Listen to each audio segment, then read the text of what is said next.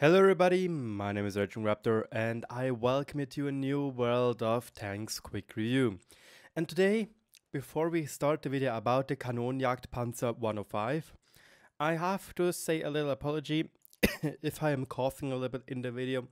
I am maybe a little bit too lazy to constantly scrub it all out, but I am sick, so this could maybe add up to a lot, who knows. And the other thing, before we start with the Kanonenjagdpanzer review or quick review, I really want to point out that it is in total or stats wise, it's really close to the Kanonenjagdpanzer 90mm, which I free marked this tank. Actually, to be honest, one of the tanks I do prefer to play, even though it is hated so much.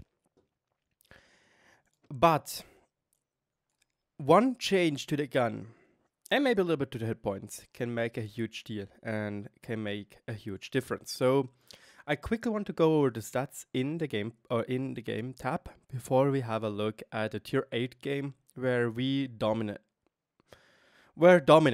to be honest, in a 357 top tier game, and also shows what are the most effective strengths of this vehicle.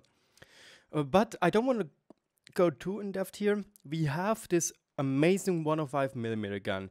It is the second highest highest penetrating gun on tier 8, only being bested by, you guessed it, the Stridswagen S1 and the Udes 03. The standard penetration is equal to the Leopard 1 because in the end it is a Leopard 1 cannon, meaning it has also paired with the Udes and the Object 416 the highest penetration values. Just this tank over here doesn't have APCR, he has heat as premium shells, and this leads to an amazing little feature called Screw Everything, which is called Type 4 and Type 5 heavy when they're standing frontally to them. And you know what this feature is? It is deserved. Legit. This is one of the biggest plus or the biggest pros of this tank over the normal Kanonenjagdpanzer 90. It loses out on DPM and on HP, excuse me again, but the penetration values are effectively so much better. Not only do you get, as you can see, 30 base penetration more, yes, this is also AP composite richer, so it means this will lose a bit more penetration over the distance. You can see here at 500 meter, we have 258 millimeters of penetration, while the Kanonenjagdpanzer has at 500 meter 202, losing 36 millimeters of penetration, while this tank loses 10. So this is a huge difference when it comes to penetrating stuff. Second, you gain an additional 80 millimeters penetration on your premium shells, from 250 to 330, and those are set and given. Heats do not lose over distance their penetration value. So you can see you have total, so how should I say it? You're dominant. Your gun is really dominant when it comes to that point. One flaw is that your HE penetration is pretty low, 53 millimeters compared to the 102, which is HESH.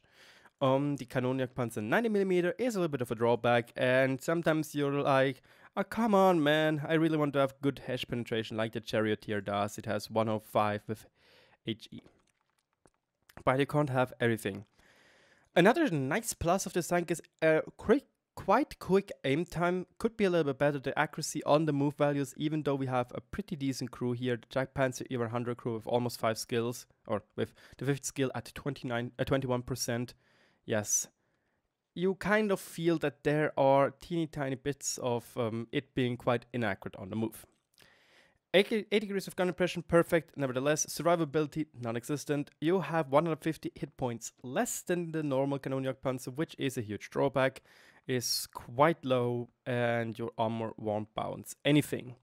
Mobility-wise, the tank is gorgeous. It is not as fast as you would think. It is a little bit slower as the normal Kanonenjagdpanzer because the gun is slightly heavier, but this is marginal, this difference. It lacks though at horsepower to really be a scout tank. Nevertheless, you will reach your 70 kilometers per hour downhill easily. You will even go up to 80. But on flat surfaces, you will reach around 69 kilometers per hour. One thing of this tank, which is absolutely amazing, is its camouflage. Those values are straight up horrific, if you want to call it like that. Now, for example, this one is not a 100% crew, but they have exactly the same camouflage. So if you have 4843 and the Scorpion G has 2196, just a half, basically. It's more than half, and it's huge. Even when you are driving, the camouflage is insane. 30% is a huge bonus. We can even go a slight step further and compare it to the real deal. Here we have a Scout with 100% camouflage crew, and just saying, this Scout has worse standing camouflage and worse driving camouflage, even though Scouts do not lose their camouflage while driving. Yes, this is how ridiculous it is. We can also compare it to something like the ELC Even 90, but there you will see the ELC Even 90 is a little bit ahead when it comes to driving around, but still not ahead enough when it comes to standing. Yes, the standing camouflage is actually ridiculous. One flaw this tank has is though that it's low DPM. You can see it compared to the normal Kanonenjagdpanzer. You lose out at around 400 DPM when I'm just looking with my eyes and not calculating it. That's roughly the same gun as the CDA, and I'm also playing it with the same it's called the same modules, and you can see even the CDA has around 150 DPM more, and the CDA also has armor. But again, the CDA has also a better specific horsepower or HP to ton ratio, and well, better gun elevation angles, but this tank only goes up to 55 kilometers per hour. It will be faster on a straight run to accelerate, but this tank, he will keep on going till 69 kilometers per hour, and then you will be set. This tank, and I highly recommend playing this tank with binos. Some said why you can play it with optics, and with optics you won't reach that juicy 480 millimeters or 480 meters of view range. Yes, you need to stand still, but those 2 seconds you need for your binos to deploy is roughly the same as your aim time. So you're standing still, aim in or zoom in at a point while your binos are being deployed, and bada bam, bada boom, you have basically yourself a pocket scout. And I highly recommend this tank being played as a pocket scout when the game is turning to a verse, or even when you are on a map like Malinovka, which we'll be heading to right now. And this is it. This is the game I would like to show you. It's a Malinovka standard game. We were lucky enough to snatch that juicy 357 top spot, and I know you might cry out loud, but Raging, that super biased gameplay, you are the top tier. Top tiers are always having great games, or most of the time having great games. This is true. I had a tier 10 game where I did 5,200 damage, but may or may not have flamed our grill a little bit and told him that he should open his eyes and such stuff. And obviously I don't want to let you see that through. But yeah, here we go. This is one of my most favorite positions, but it needs you to be really, really vigilant. You need to know that if you shoot here, in 95% of the times you will get spotted. This is why I immediately step back. And this is also something really great about this tank. 20 kilometers per hour backward speed are really decent. Not the 24 RU has, but good enough. And there we go. I told you, 95% of the times you will get spotted, and we need to be careful. Both artillery shouldn't have big problems penetrating our cardboard armor. Or, I don't know, our beer can armor when we want to talk about German things. The good thing compared to the 90mm is that this tank is less excuse me, skill dependent than the 90mm is, because the 90mm you really want to work or massage your DPM into the enemy. While with this tank, it's not really like that. You can do the casual sniping. Nevertheless, it's still not that easy to play a tank with cardboard armor, even though it has great values when it comes to camouflage. And you can see, even though we have a pretty decent or pretty great accuracy gun, sometimes shots still go haywire. And you can see, even we move around a decent amount, and you can see our aim circle goes wide. And here is probably one of those, what happened there? I actually undershot the enemy, and now it is time for us to gotta go fast, especially that the T-71DA is behind us and really is getting onto our nerves. I do try my best to might snatch a blind shot into him, but there is even an RV-39, and oh boy, we already lost a lot of HP. We are down to 440, which makes us a one-shot for the not so nice Ferdinand. As one of those threats is finally gone, I decide to go back up into this position, and there we go. There we have the mean little intruder. We give him a nice little shot for 396, and now once again we decide to run away, but we'll see that we didn't got spotted, so it means we can stay a little bit better here. I might try to do a shot onto the ARL or the T-71 blind. Sadly, nothing hit. We are 2 kills in the back, and as you can see, around 1,800 hit points in the back. And now it will be interesting. We completely lost the hill. Our ISM has the stock turret, meaning he's, to be fair, he is useless. The turret is one of the biggest jokes in 2018 by Wargaming, the stock turret, so I actually feel bad for him. And the Pantera can easily clip us in 2 seconds. And this is what I mean with this tank. This position right here, or in general, such positions are amazing. You can play them with the 90 decently, but such positions definitely are pick a boom strategies. A strategy where you decide to stay in a position, shortly drive forward, make your shot, or drive backwards again as you spotted something for yourself, get into the cover of the bushes again. You can see they are not transparent, meaning they are out of our 50 meter decamouflage range when we shoot. And we aim in and nail the P-44 Pantera. And even get an additional spotting damage, for we are the ones spotting him. And this is amazing for a tank like the 105 Kanonenjagdpanzer. The 90mm version struggles with such things, because you are doing the same tactics most of the time, because you also have to spot. You are, as I said, a pocket scout. But you don't have this strong alpha damage to actually, for example, kill the P-44 Pantera or surprise them with a 390 damage blow into their all-beloved face. And the Kanonenjagdpanzer 90, definitely he supports this DPM-ish kind of playstyle, where when you spot somebody, you can theoretically track them. But most of the time, especially now with the 90-second cooldown on repair kits, well, yeah, you get what I mean. There won't be a big change. They will most likely get away without a big problem because they have a repair kit ready. Now it's interesting, we once again drive back behind the bushes to might get a shot or squeeze a shot off onto the T-29 or the T-34. And as soon as they're not spotted again, I drive forward again. Maybe the T-34 is doing a mistake.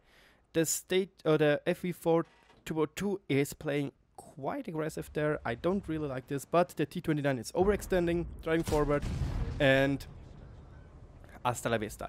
This time I wasn't the one spotting. It was, I think, the FV4-202, or everybody of us spotted him ourselves. Not entirely sure about that. It sounds weird, really. This teensy-wincy tiny little camp there provided us with a huge advantage. We are now in the lead with kills and with HP. We even were able to demolish one of their tier 8 tanks, being the P-44 Panther, which has a huge advantage in the late game, because such a autoloader or auto-reloader, which can burst down people in later skirmishes, are amazing. It's just given, that's just logic, because in later stages you're not clumped up a lot and you can't really help somebody maybe. So that's, again, as I said, a huge plus. Well, now I'm waiting for the Stritzwagen doing a small mistake. He does the mistake, we snatch ourselves apparently a high caliber medal and detrack him. And once again, because we drove slightly back behind the bush, making it not visible or not transparent, bada bam, bada boom, he doesn't even spot us. Really important, and this, I know this is the same tactics I would do with the 90mm, but with this tank, it feels just so much more punishing. At the moment, high alpha guns are having a huge advantage. Now, I was not behind the bush correctly, and, well, I got spotted, as you could see. Luckily for me, the T-34 doesn't really seize me or doesn't want to shoot at me, and we get another nice little free damage hit into him. So that's totally great for us, and we are up to 3,500 damage, and I'm pretty sure if I would have played this game in a 90mm version, it would have been quite different, because we would have not been able to do those punishing hits, those 390 hits. Like when the Challenger is just peeking up, we're giving a 390 damage hit, and we can't use the PM like we would with the 90mm. We would just hit him for 390, he would duck back into cover, and we would be happy. We would be totally happy with that. So yeah, now you can see him. I'm still waiting for the Challenger to do a move. He's driving backwards.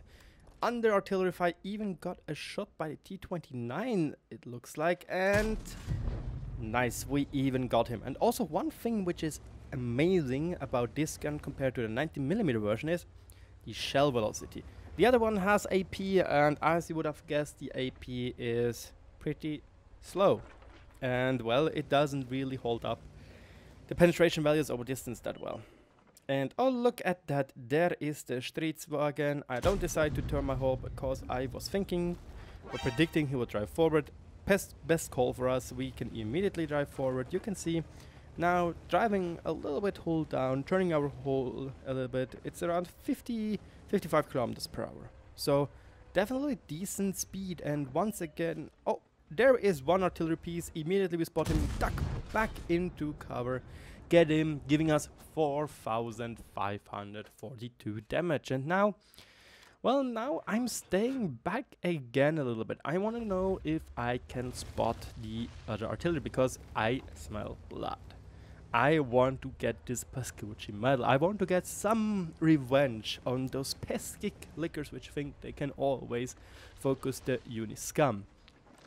Luckily for us, the Ferdinand, it looks like it's still in our base, so he shouldn't be too big of a deal. But we don't know yet where the EKV-65-2 is. My guess is the Hummel will be standing in the same positions as other artists do, so I stay still.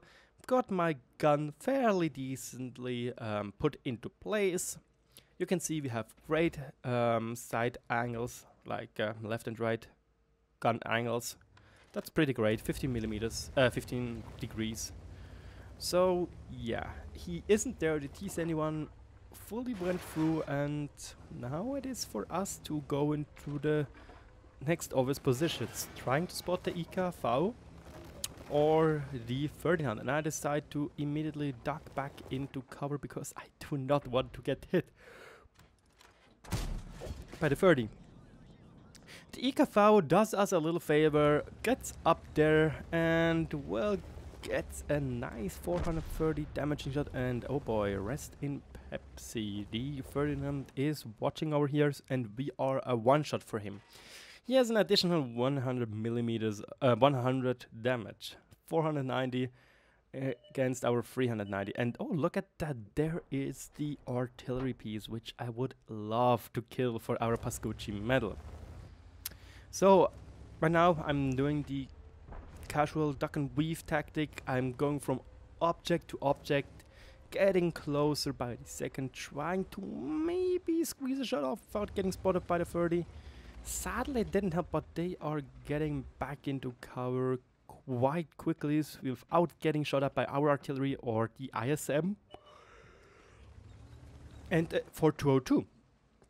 There we have the 30, he gets spotted, I make a shot, sadly we hit the really angled and strong lower plate, so it won't be able to penetrate him on this distance. We are getting spotted, I decide to make a shot on the 30, I do not care if we get hit right now, because we are still not a one shot for those guys. And is it? Do we get our Pascucci medal? 5 kills would also be the mean Top Gun. We drive over on. There we go. We snatch our Warrior medal and we snatch our Pascucci medal. What a game, if I do say so myself. And I think also pretty nice game to show you what this tank's strengths really are. You might didn't saw that well how this tank performs when it comes to different, to driving around, repositioning, because this is one of the biggest pluses with the 70 kilometers top speed. But, well, I'm sure that I showed you what this tank has to offer. And this was the game. We did 5,207 damage, spotted 583, not that much spotting damage. Ace tanker easily done. We got a Pascucci medal, the Top Gun medal, high caliber, and I forgot the name, not the supporter. Well, as you can see, we definitely dominated that game. Yes, with our knowledge of the game, yes, with us being top tier, we definitely had an advantage here. But yeah, it is how it is. We did more than 3 people together in our team, the 3 top people together.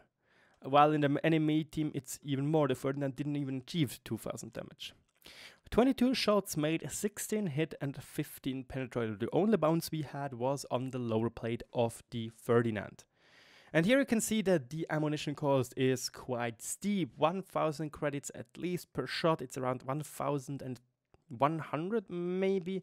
Not entirely sure, but it certainly looks like this. Could be a little bit less as well. We earn 139,000 credits that game.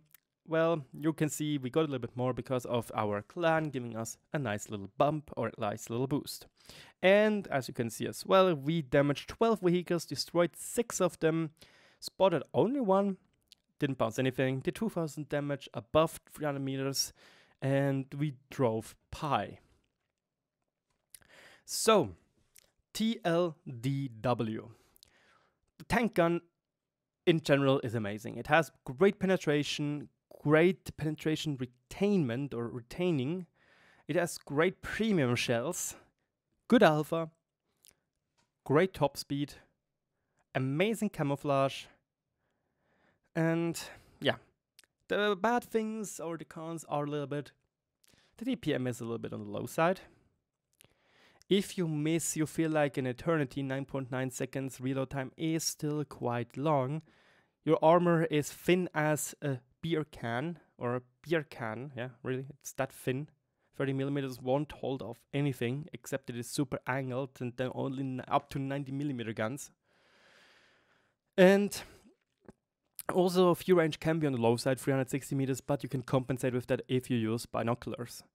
I do think this tank has a simple skill floor, but the skill ceiling is really high, because when you know how to use those 50-meter bush rules or foliage rules, being able to know when you will get spotted or not and have a little bit of looking forward into the game, you can wreak havoc with this vehicle. Also, one big flaw is the really, really low HP value of 1,050. Not really that suitable for a German tank. Usually German tanks have a little bit more HP than other tanks, but yeah. Overall, if you are thinking of getting this tank, I totally can recommend it to you. It is not the best crew trainer. No, it's never. It's actually a pretty poor crew trainer, in my opinion. But, on the other hand, it's still an amazing and fun tank to play. It's nothing better than zooming around at 70 kilometers per hour and well, knowing what to do. It's really a fun tank, and I personally recommend it to many players. I do also think though that this tank needs some skills. Like Brothers in Arms is amazing to get, and camouflage is also very important, because then you will actually be able to do those nifty tricks of being a better scout while standing than the ELC even or the M41. So yeah, if you enjoyed the video, let me know in the comment section below. What can I do better as well? Let me know, and I thank you so much for watching. Bye bye guys.